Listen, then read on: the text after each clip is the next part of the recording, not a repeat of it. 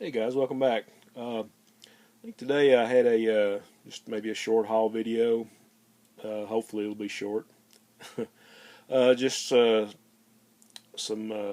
mail call stuff, and actually found time to go to a comic shop yesterday and got a few things. I'd actually only went there to get boards and mylar or bags and stuff, and I was looking at some Silver Age stuff on the wall, and the guy that runs the shop, he's like, "Hey, if you're into Silver Age stuff, I just bought a collection. There's 2 or 3 boxes over there." So I ended up buying some. You know how it is. Uh, like I say, this is the stuff I got from the shop. This is mostly Silver Age. Got a couple Bronze Age books in the front here. One thing about this one, I was glad to get it because a few of you may know that I'm trying to get the whole set of the DC comics back when they were saluting the bicentennial, and like there was 33 books, 33 different titles, and if you collected all 33, and then you cut off the top of the book, you could send it in and get like a Superman belt buckle or something, which I never did. And back when I was a kid, I ended up cutting a bunch of them out and trying to save them, but I never could get the whole set because 40 years ago, distribution was kind of spotty, so it was kind of hard to get every book you wanted. But I've replaced a lot of the stuff that I cut up when I was a kid, and I think I'm maybe 2 books shy of having all 32 now. So I was really glad to get this one. It was like for a couple of bucks. Tarzan 251. Got a great Ernie Chan cover, I think. Maybe it's not a Chan cover. Let's see.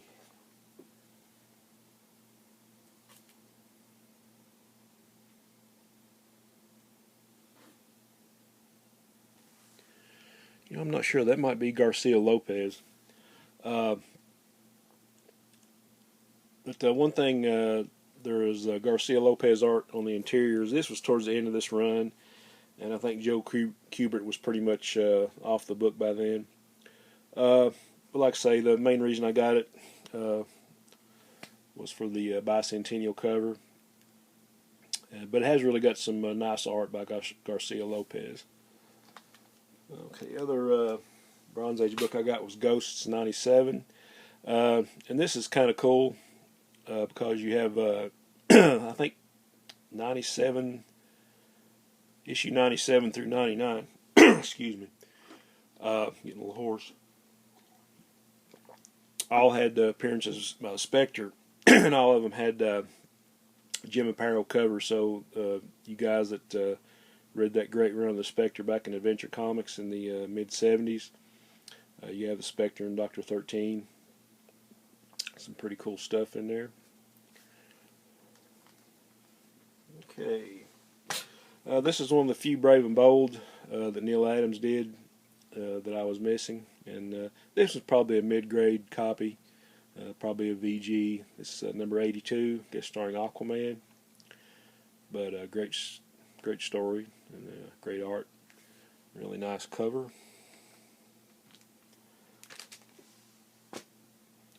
And here's World's Finest 167. Another one of those imaginary stories. They kind of start out with a little caption that says, "This is an imaginary story." And of course, I've talked about this before. They're imaginary stories anyway. But it's got a really cool cover with a black background. Curt Swan. And I think this is actually the first, for anybody that cares, this is actually the first script that Cary Bates wrote for DC. I think he had submitted some plots before then.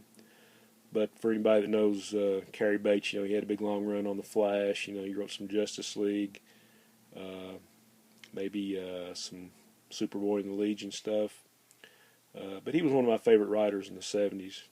But I think this was actually his first script. It's got some great art by Curt Swan, and in the back it's got a reprint of House of Secrets #3 by Jack Kirby. And he actually does his own inks in this one. He does pencils and inks. So for that reason, that's another cool little book to have. So World's Finest 167, complete with the Go-Go checks. I think I already had this one. I had a high grade copy and I just wanted a reading copy. Superboy 163, another great Neal Adams cover. I think most of the interiors in these Superboys, and I've said this before, is probably Bob Brown, Murphy Anderson doing the inks. I think Mike Esposito might actually ink this one or penciled it.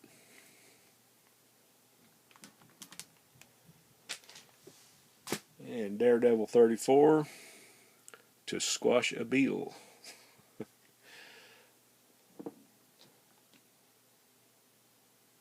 So nice cover there. Okay. Here's a little stack of Silver Age I got in the mail yesterday. Doctor Strange 171. And I think Tom Palmer was really known for his inking. The Marvel stuff, you know, he inked a lot of John Buscema stuff on the Avengers and Neal Adams later on. And but this is like one of the few times I've ever seen his pencil. So this is Tom Palmer pencils and I think Dan Atkins on the inks. So actually really nice art on the inside. 171. Strange Adventures 204. Nothing really remarkable about this. I just really love the cover, and it's like the last issue before the Deadman feature started in 205. So your basic silly sci-fi stuff. But I really like the cover and the colors in the background. The Crazy Quilt Man. And speaking of silly, House of Mystery 166, Dial H for Hero. Yeah, I wasn't a big fan of the series. I really liked the covers. They were kind of goofy, but sometimes goofy is good. And here you have Cougar Man fighting the Yankee Doodle Kid. Another cool thing, a lot of times in the backup feature, you had Martian Manhunter, John Jones. So I kind of like, as far as story-wise, I would probably read that story first. Okay, really cool Daredevil, number 42. I think this was a Dr. Von Chilla inspired purchase. I think I just recently watched a video where I think maybe Nick, ETA1, had gifted him and sent him a copy of this in high grade. But this is a really cool cover. Nobody Laughs at the Gesture. Gene Colan. Probably a fine. Fantastic 468. Another classic Thing cover, Jack Kirby.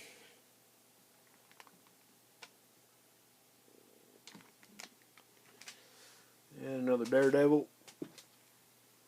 I've kind of been seeking out a lot of Gene Colan stuff, and I know, you know, he did a lot of Daredevil back in the day, and I just love those covers. The Stunt Master Spins Out, Daredevil 58.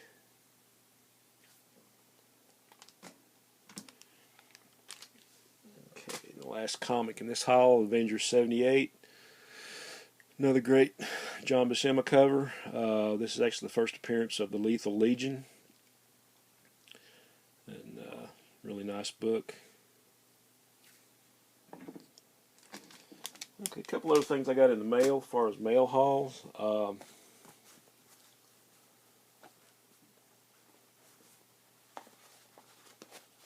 some Planet of the Apes stuff.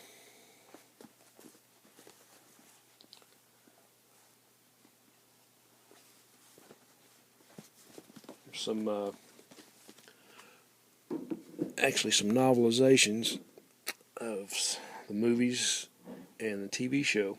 Now all the movie novelizations I already had, but this came in a lot, and I basically wanted the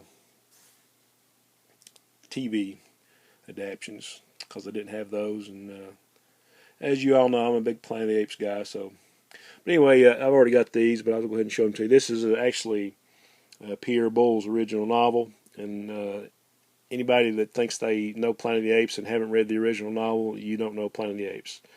So it's kind of completely different. There's a lot of elements that you saw in the movie, but it's a really good book. I think this is one of the editions, like later on after the movie, that they could actually put a photo cover on.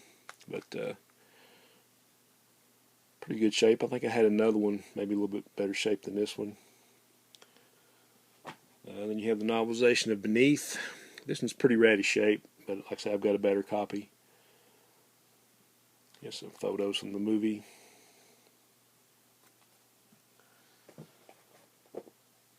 Okay, and this is an adaptation of Escape from Planet of the Apes.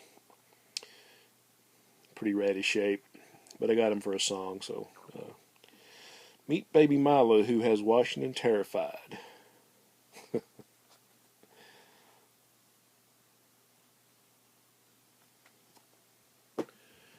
And the novelization of Battle for the Planet of the Apes.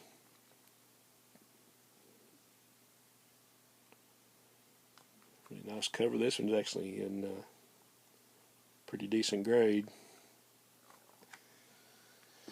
Okay, and these paperbacks here were actually based on the TV show. There were novelizations of like 2 or 3 of the episodes, and there was only like 14 episodes, so and I think there was only 4 of these, and I think there was some more actually that they novelized the animated series, and I still need to find those. But I think this is the only 4 ahead of the TV show, Man the Fugitive.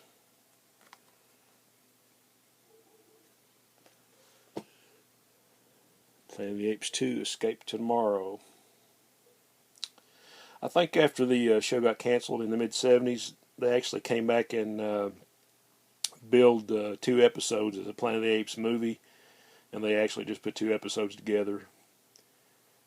And I think this is basically the same thing they did with the novelizations. Number 3, Journey into Terror. Looking forward to digging into these.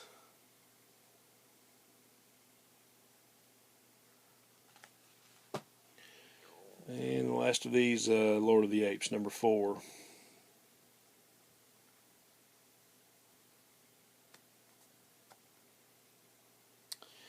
And had one more thing. I'll have to pull my camera back here.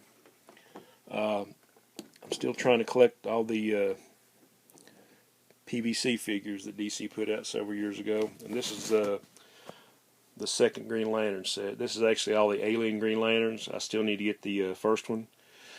But for people that are into Green Lantern, on the top you have Abin Sur and Kilowog and all these guys. Not sure, but anyway, guys, that's all I got for now. Onward and upward.